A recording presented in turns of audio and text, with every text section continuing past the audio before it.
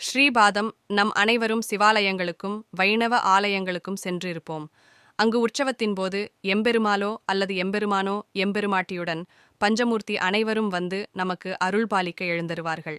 அப்படி எழுந்தருளும் எம்பெருமானோ எம்பெருமாட்டியோ மட்டும்தான் நம் கண்ணில் பார்த்திருப்போம்.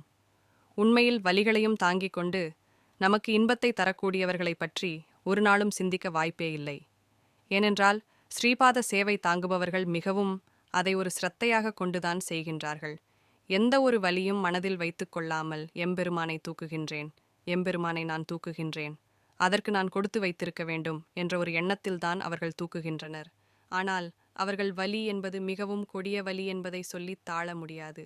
ஏனென்றால் அந்த மரங்கள் அனைத்தும் ஒரு டன் கணக்கில் கூட இருக்கலாம். அந்த அளவில் மிகவும் கடினமாக இருக்கும். நம் திருவண்ணாமலையை எடுத்துக்கொள்வோமே. திருவண்ணாமலையில் அண்ணாமலையாரை அந்த ஒரு நடனத்தை காணதான்